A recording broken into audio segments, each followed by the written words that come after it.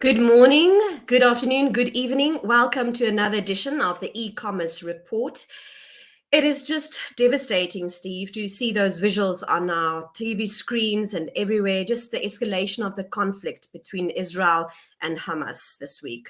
It's actually impacted the import and the export of goods in that country as well. Let's dive straight into our first story. Now, major international carriers, including FedEx and UPS, temporarily suspended the cargo flights to Israel. The suspensions have been creating challenges, huge challenges at these airports.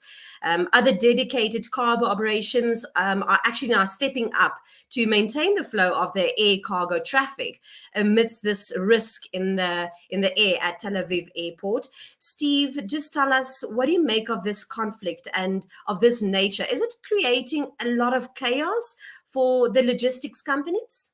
Yeah, look, I think it's definitely. I mean, obviously, what's happening there is terrible and devastating. Is what's going on there. But yeah, I mean, from a logistics point of view, it's definitely going to create a lot of chaos. And you're already seeing major carriers like FedEx and UPS sort of temporary, sort of not sending any of their cargo planes in there. And it'd be interesting to see, how long is this going to go on for, and what then the longer term impact will be on the rest of the world in terms of, the distribution of product globally. I was just looking at freight radar, flight radar earlier today, and there's still planes traveling in that area. There's still planes actually flying into Israel. So it is interesting. Like, even in the last half an hour, I could see a flight that has left Israel, and so there is still some movement of planes going in or out. But yeah, that may change, in the hours and days ahead and the weeks ahead. So hopefully this conflict doesn't go on for too much longer, and things can continue getting some way back to some normality there. Yeah. And I mean, that would probably be your evacuation of, of citizens by certain countries. Correct. Would that still be allowed then, air traffic in those areas for your, for courier companies or delivery companies? Would that still be allowed? Would that fall under the same rules, or would you say that there are different rules? Do you know? I don't specifically know, but I suspect they're always going to be allowed. It's probably more a safety thing around, do these planes want to be flying when there are rockets being going throughout the air and whatnot? Like, it's not going to be safe, for their pilots. And so I think it's really going to be assessed on a probably hour by hour basis as to the safety of being able to do this. This is going to be a very hard question because, I mean, how long is a piece of string? We don't really know, and things are moving rapidly in that area. But if the Right. conflict escalates or it drags on for much longer than anyone can anticipate, this intensity, what would be the implication for trade and business with these regions affected? Yeah, I mean, I think if we look back to what happened with COVID, and the world shut down and a lot of flights weren't being able to be made. I mean, that had a drastic impact on supply chain globally. I don't think you'll see as big an impact because it's two countries in this instance here. But I think if there are particular things that Israel is manufacturing, you're going to see a lot less of that being able to be coming out into different countries. So it's definitely going to be interesting, seeing what impact this has on a logistics and exports point of view. And it's definitely going to be challenging over the weeks ahead and potentially months. Let's just look at, Israel is obviously exporting a lot of their products to other countries. Would this actually have an impact on the consumer, on the prices? Could there be an increase in the ordinary products that we use and we just take for granted on our shelves? Yeah, I would say so. I mean, depending on what those products are, and if they are sort of can only be sourced from Israel, then yeah, I think the prices are obviously going to go up, and you're not going to be able to get those on the shelves. So there's definitely going to be an impact to the consumer, definitely. And for long as this is going to drag on, then those prices obviously it's going to be a high commodity, and people are going to Yeah, overcharge, and they're obviously going to. correct, It's like what we correct, saw with Ukraine and the oil. correct. So let's now look at our second story. It's Uber. They have now entered reverse logistics with its new feature on the app that allows the customers to return unwanted packages to their sender. Now, you can send up to 5 packages via the Uber reverse logistics service, but this is not a new initiative. DoorDash is already doing this. Yeah, So correct. how is it going to impact their business, Uber? Because they're quite huge. They've got a really large customer base, right? Yeah, I mean, look, so essentially what it is, it's a product that's designed to be able to send items back, and it's sending it back to your traditional carriers. And so typically you're having to go to your local post office, and this product is, from what I looked at, it's being launched into the US. So it's not in every market across the world just yet, but I suspect they're going to trial this in the US and see what's actually happening. And so it's allow you to take that product, deliver it back to your carrier. And so then, you're not having to take it back yourselves to the local post office, or having to wait that entire day period where they say, yeah, we'll pick it up today, but it's going to be between 9 and 5 o'clock. I imagine you're pressing the button to book that package in, the Uber driver's turning up there, within a very short period of time. And so from a driver's point of view and an Uber's point of view, it's quite clever. They'll have all their drivers in the area. The driver will just be able to go to that one location, may not be very far from where they are, pick up that parcel, hold it in their vehicle, and then return it at a point in time in the future, not necessarily picking it up and then always delivering it right at that particular time. I would say the time period to pick up will need to be quick, but the time period to actually deliver will just have to be in that same day. And so from a driver's point of view, they'll be able to pick up many parcels on their particular day when they're actually out there driving, and then taking one trip to actually go back and deliver that. So I think it makes a lot of sense. I'm sure Uber's been watching, what DoorDash is doing and saying, oh, this is an interesting idea. We could deploy this. And yeah, it'd be interesting to see the impact on, their customers from DoorDash now. It's going, oh, well, I can just do it on Uber. So yeah, interesting to happen to see what happens in different markets. Yeah. And obviously, tight competition between the two, because I read that Uber was actually piloting this way before DoorDash, and then DoorDash went and implemented it. So now Uber is now launching it. So, I mean, now you've got options. You can choose between Uber or DoorDash. So that's obviously going to create a lot of friction and competition. Is that good? Yeah, look, I think that's absolutely good. I mean, I think they're definitely both fighting it out. And it shows that, DoorDash is a smaller business than Uber. They're able to move quicker than them. And so that is really, really positive. So, yeah, I think it's a really good thing. Just explain to me. I mean, I don't understand why Uber needs to get involved. Is there not a possibility that the carriers itself can actually finish that journey? Why can't they then start with this initiative to, return the parcels themselves? Yeah, look, I think it's the nature and the structure of these large logistics companies and how they actually operate. The way in which they operate is they're going to a centralized warehouse, they're picking up a whole bunch of freight and then delivering it to their customers on a particular route.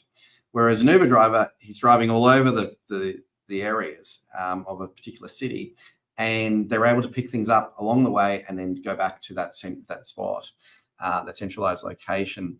And so they've got a much larger driver network. And so one of these freight companies like a FedEx or a DHL, they might have a much, much smaller driver base. They might only have 30, 40 drivers, maybe 100 drivers doing their deliveries, whereas Uber might actually have 1,000 drivers that are traveling across a particular city on any given day. And so their breadth of their network is much, much larger than what they have inside of these logistics companies. Yeah, so that makes sense, right? Correct. I want to turn our focus now to route optimization with a little bit of a different flair. But Dassault Aviation has now introduced a route optimization tool for Falcon planes, and it's called Falcon Ways. Now, the new flight planning tool allows pilots to select the most fuel-efficient route, pretty much like route optimization and what Locate2U is doing with our software, but it's for planes, and it's using updated global wind data. And it's to optimize the performance of these model specifics with algorithms. What do you think of this? I mean, it's not necessarily the same as route optimization for cars and vans, but it is also saving a lot of money. And you can imagine FedEx and all of those big players, they also use planes to courier parcels to other countries. Yeah, definitely. Yeah, so I mean, in the parcel world, you can't just drive in a straight line to get to that location, and you've got to go through all the different streets. And so route optimization allows you to say, hey, you've got these 50 parcels to deliver. What is the most efficient route to actually go and do that? In a plane, obviously, you can just go directly there. But in a plane, you also have, over large distances, you have wind, and the wind will impact the speed and also how much fuel that plane is actually going to consume during that period.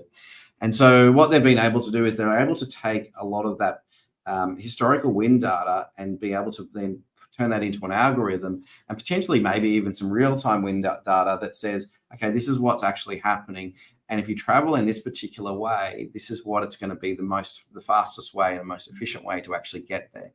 So it can make a significant difference on a longer plane trip as to the wind and how much wind is actually been traveling at that point in time. And so, yeah, this makes a lot of sense. Being able to leverage the wind to actually save fuel, but also it's going to save them a bunch of money as well in traveling those large distances. Yeah, and we know that, I mean, filling up a plane with fuel is expensive. It's extremely expensive. So would that in essence then bring down the prices, would you say, if they're using this? I mean, I think it will definitely save them money for the airlines that are using this. But is it going to be passed on to consumers? I somewhat doubt it. Yeah.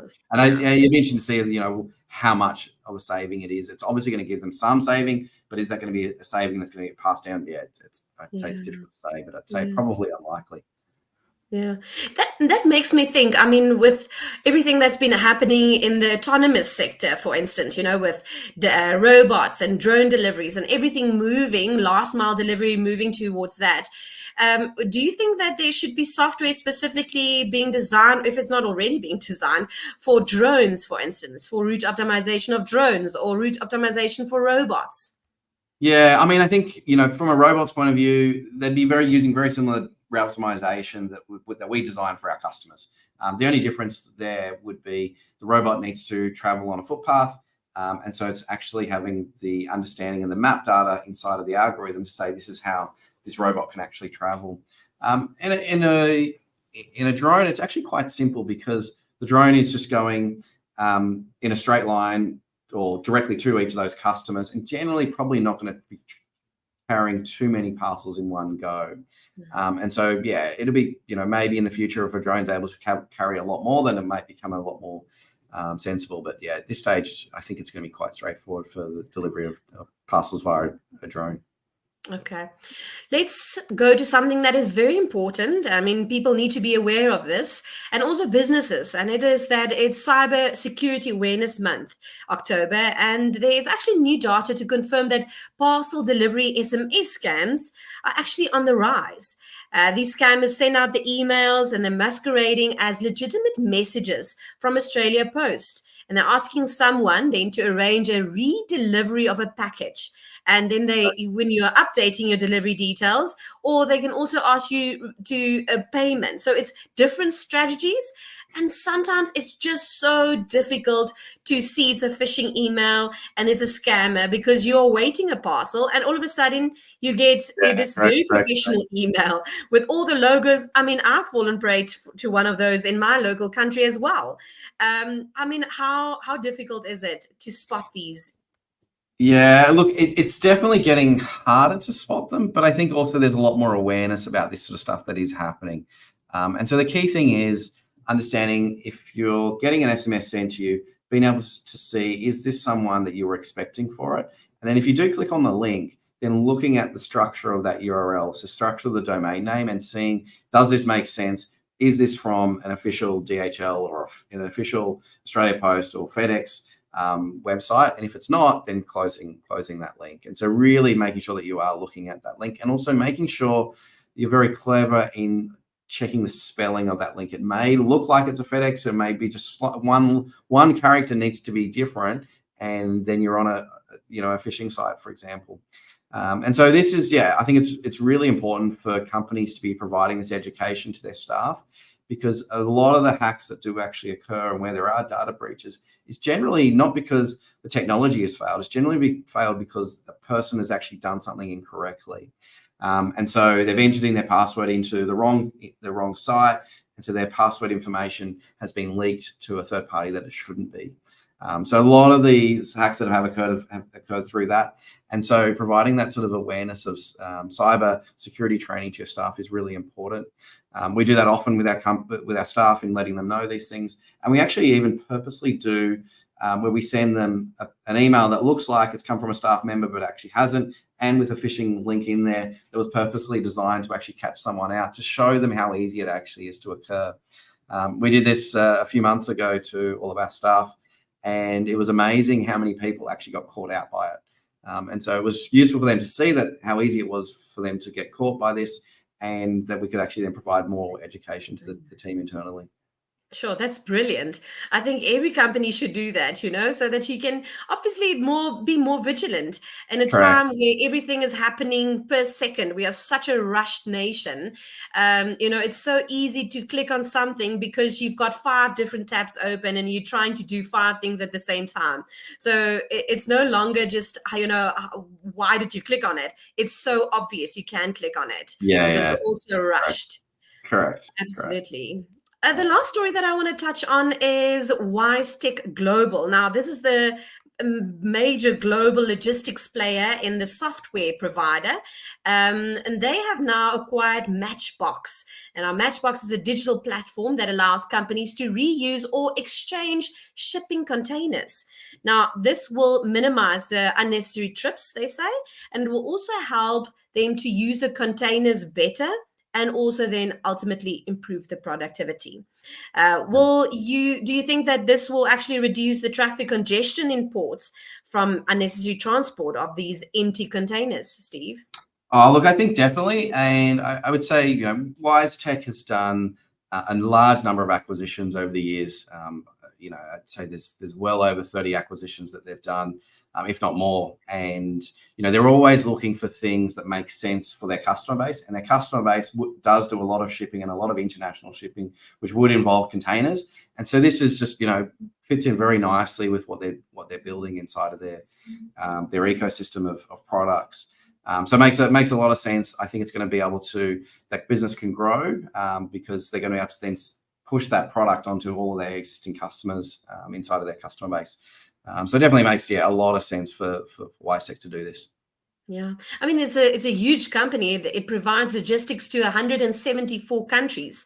Yeah. Now, just to imagine that, I mean, will this have a huge impact? I assume a significant impact on the logistical space. If they're doing this, they're saving time as well. Correct. Yeah, definitely. I mean, a lot of the major shippers across the world, particularly for international freight and sea freight, are using WiseTech. And so this, is going to allow them to get further reach into all of these areas and all these customers by having this product available. And, I'd be surprised if WiseTech isn't thinking about taking this product and then embedding it inside of the existing WiseTech product. They'll definitely, they've got a decent sized development team. They'll definitely be looking at that. Mm. Thank you. That's a wrap of the e-commerce report. Steve, anything from your side that you would like to focus or add on this week? No, look, it's been a busy week, and good to see some of these stories come to life. And hopefully, what's happening in Israel is going to settle down over the weeks and hopefully days ahead. But let's hope that all settles down soon. Absolutely. Thank you so much for joining us again, and we'll see you then again next time. Same place, same time. Perfect. Thanks, Mia.